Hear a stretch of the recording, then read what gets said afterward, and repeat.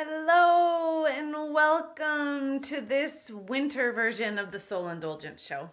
I'm Lauren, and I want to talk to you today about the 3 truths that liberate you to follow your dreams, to follow your calling. And the first truth is that you are good enough for your dreams. And now, I know some people don't identify as not feeling good enough as really the thing that keeps them from their dreams. But this is what I hear when I'm working with my clients. This is the stories that I hear again and again are fears of, what if I fail? What if I follow my dreams and I fail? And really at the core of that is a feeling of not being good enough, right? It's like, oh no, what if I'm not good enough to succeed? What if I follow my dreams and then I realize that somehow I had it wrong, right? And this piece of, what if others judge me, right? What if I follow my dreams and I disappoint my mom or my partner or my grandparents or my kids, right? And again, at the core of that is this feeling of not being good enough, right? What if I follow what's right for me, if I follow what's on my calling, then all of a sudden I'm going to disappoint someone else. Like I'm going to let them down. Like I'm not good enough. What if I make the wrong decision, right? What if the thing that I want with all my heart, what if that's wrong, right? And really we're just wondering, am I wrong? Am I somehow flawed? Am I somehow unworthy of my dreams? So the piece of this that is so important for us to pay attention to is the science. We are all connected. One of my friends just posted this story on Facebook about trees, right? And this new awareness that we have about trees, that actually, like, mama trees are connected to their baby trees. They recognize their baby trees. They'll impede their root growth near the baby trees so that their saplings can grow, their saplings can get the most nutrients. So this is just another layer of the science that we're figuring out, that we are energetically, physically, emotionally, spiritually, we are connected. So if this is true, right, and it is true because we now have just countless studies that are coming out of the field of quantum physics to prove that we are all connected. If this is true, I ask you, do you know anyone who is worthy of their dreams coming true? Because so often we think, well, I'm not worthy of my dreams coming true. I'm not good enough for my dreams to come true. And it's showing up in these little hidden ways, right? These little hidden fear thoughts that we allow to come up, or we're programmed to have come up, I'll say. And the truth is that we're all connected. So if you can think of a single person who is worthy of their dreams, whether it's not you, whether it's one of your friends or a parent or a child, whether it's someone famous, whether it's me, right? Can you think of a single person right now? Can you think of a single person who's worthy of their dreams coming true? If that is a yes, and you can throw it in the comments, you can tell me the name of the person who you think is worthy of their dreams coming true. If there's a single person that you can think of who is worthy or good enough for their dreams to come true, then my friend, so are you. Because as we're all connected, as we're all made of the same stuff that makes up the stars, the same stuff that makes up the planets, the same stuff that makes up the whole universe, right? We are either all worthy and all good enough, or none of us is worthy and none of us is good enough. And I'll tell you what, I'm not here for that life, right? I'm not here to believe that none of us are worthy. Like, that's a lie too, right? If we can look at a flower or a bunny or a child and say that thing is pure and beautiful and worthy of love and worthy of their dreams coming true, then so are you. And so am I. And so is everyone. So that's my first point. You are good enough for your dreams to come true. That's the first ultimate truth. The second truth is that your dreams can support you. So often we think, oh, my dreams can't support me. I can't follow my dreams. That's not going to support me. And when we're doing that, we're often limiting our description of support to financial. We're thinking, can my dreams financially support me? But first off, I want to expand that definition of support. To be supported, we need more than money. We need mental health support. We need relationship support. For me, support is about like my mind, my body, my spirit, my emotions, right? Like support. I want a richness of life support, right? And I am talking about money, but I'm not only talking about money. So what we often do is we say, well, my dreams can't support me, so I can't follow my dreams. Therefore, I need to go work in this other job that is enough to pay the bills, right? But this other job that we're working to pay the bills, not only does it not support us financially in the way that would allow us to be in flow of abundance, but it also depletes us. We're doing work that we don't want to do. We're doing work that pulls us away from our dreams or our families or our values. We're doing work that does not support our highest selves. Often we're doing work that is mentally, emotionally, spiritually draining, right? Because it's not the thing that's in alignment, because it's not the thing that fills us up, because it's not the thing that allows our dreams to come true. It inherently disconnects us from our dreams. It inherently doesn't support us. Do you see what I'm saying here? Like we have this societal belief that if we follow our dreams can't support us, right? Those are pipe dreams, or, oh, you're so naive, right? To think that you can just do the thing that you want to do and that will support you. And so we end up building these lives and these careers and these, practices of quote unquote supporting ourselves, but they don't support us.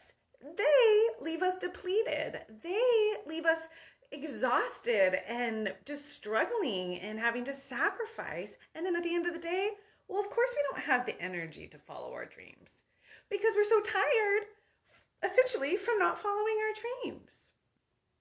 So I want to share this little story. I don't know if you know Blippi. He's this little kid singer, explorer kind of leader. He has a little show. And we had someone introduce us to Blippi. And my daughter's been watching him. She's 4. And besides the fact that it can be sad during a pandemic when, kids can't just go to the playgrounds and play with all the other kids to watch this grown man playing at playgrounds by himself on video. There's definitely like a little bit of a sadness for me watching this. However, here he is, just this dude who likes to video himself playing at little kid parks and going to little kid museums and these sorts of things. Who would have thought that would have been like a viable source of livelihood? And yet he's super successful. And I was having this conversation with my husband about look at Blippi, right? Like all these people think they can't follow their dreams, but look at Blippi. He just is playing at parks and showing kids tractors and stuff. And he is, he has his show and it's on Amazon and it's, he is successful following this very particular calling on his heart that is only Blippi could make this happen. And I'm having this conversation with my husband and he's like, oh yeah, he reminds me of Nordwar. I think I'm saying that right. I meant to look it up before this, but I forgot to. And I'm like, who's that? I've never heard of it. And sure enough, there's this guy who interviews rappers and he is really good at researching. And so he researches very particular details about these rappers' lives and then says haha, I found this out. What do you want to say about that? And people are like, what? How'd you find that out? So he combines, I'm assuming, his love of research with his love of music, and now he's this semi-famous person following this very specific dream on his heart. And I want to say, I bet someone told him, you can't make a living doing that. You can't support yourself doing that. And yet, he is. So again and again, we see these people, right? We see these people who have been willing to take the risk on themselves, who've been willing to say, no, this is the dream on my heart. And probably be willing to say, even if this dream on my heart, even if it can't financially support me, this is the thing that's going to support me mentally, physically, emotionally, right? And yet, when we follow those things that give us that holistic support, that is what allows us to tap into the financial abundance as well, right? And to actually support ourselves. And so this second truth, right? Your dreams are capable of supporting you. And yes, we're talking about full richness of life, right? But we're also talking about financial support, right? That financial support can come when you're willing to take a risk on yourself, right? As opposed to feeling like you need to hold on to this thing that is maybe good enough, right? But deprives you of being able to step into your radiance. My coach is always telling me, right, that you have to be willing to give up good for great, right? And I'm in the process right now of letting go of my therapy practice. I'm actually closing with a couple of clients today, the end of the year, right? And being willing to let go of this thing that is good for this thing that is great, right? For this thing that allows my full light to shine, the thing that is going to light my whole self up, which leads us to the third truth. And really, I think this truth is so important because I hear this again and again from people. You are not selfish for following your dreams.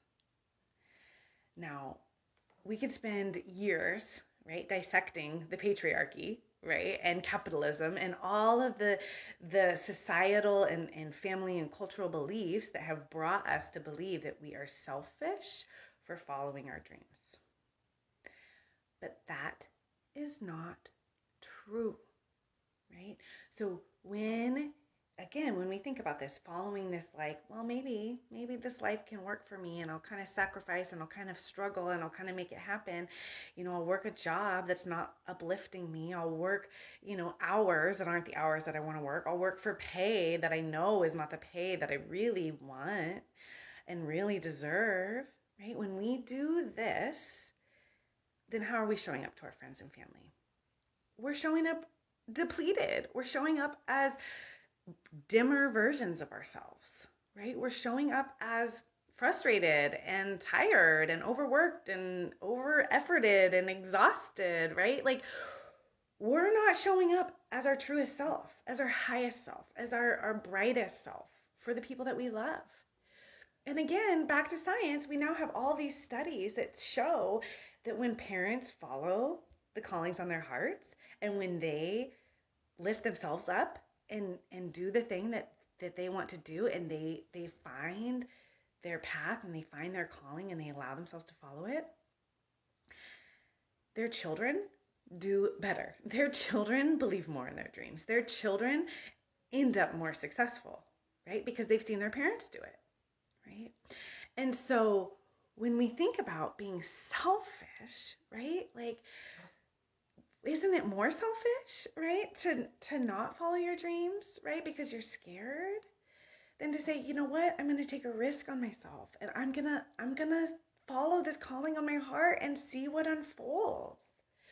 I used to work at Amazon, and God, I was grumpy, right? I worked way more hours than I wanted to work, and the vibe was always like, you're not working enough. I know when I interviewed there, they said, one of the questions was, how many hours of overtime are you willing to do? And I thought, 10, right? And in my heart, I was like, I don't want to work 10 hours of overtime a week. And they were like, that's not very much. Like, you need to be willing to work a lot more overtime than that. And I thought, I didn't even have kids then, but I was like, no, I don't want to work more than that. But I still, I took the job and I worked there, and I showed up as a grumpy grumpster when I got home because I was like, I'm so tired and I'm working so much and blah, blah, blah. And sure, I made more money than I had made at any other job up until that point. Um, but it wasn't worth it because I was not myself. I was not my fullest version of myself. And when I decided that and I quit that job, my peers, my colleagues were upset. And they weren't upset about losing me.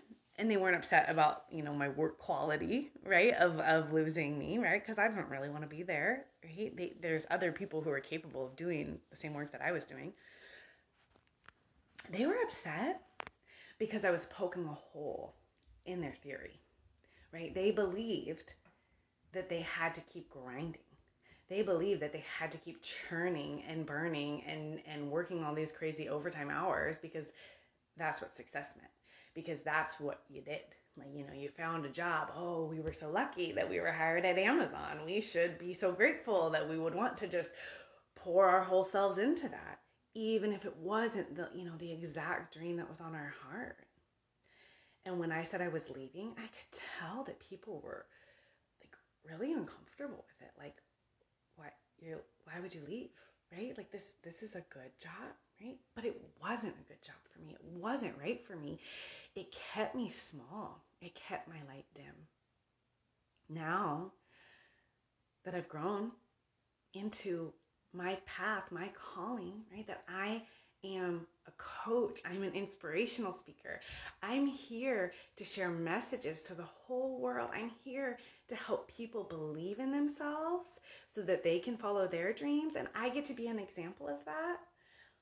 I get to show up as the beacon of light that I am. And when I do that, I allow other people to come into their light. And when you do that, you give permission for others to come into their light, right? Like, this is like the butterfly effect, right? You show up to follow the callings on your heart, the very specific callings on your heart. And my love, that is what gives others permission to do it too. And then we just light each other up. And we are at a new era, right? We are at a time where we get to choose to rise into this higher consciousness. We get to choose to expand so that we're able to fulfill the callings on our heart and lead our people to a new kind of living, a kind of living where everyone is cared for, a kind of living where the planet is cared for, a kind of living where we are excited about being alive. I mean, goodness, we've been robbed of that too, right? I mean, so many people are just in their pain places because they've had so much struggle, right? Because the system has taught us that that's the only way. And it's just not true. So I'm here to share that message. And I'm here to help you, because when you step into your calling, you step into your power. And when you step into your power and you become the one who gives validation to yourself. You become the one, who's able to give yourself the healing that you deserve and to give yourself permission to follow the dreams that are on your heart. So if this resonates with you, I want you to throw it in the comments, give me some love, shoot me a message, right? I am right now cultivating a group of people for a very, very specific, special program, right? To step into our radiance, right? To rise into the power of our essence. And we're going to do it in 2021. So sending you love. Thank you for joining me today. See you next week. Bye.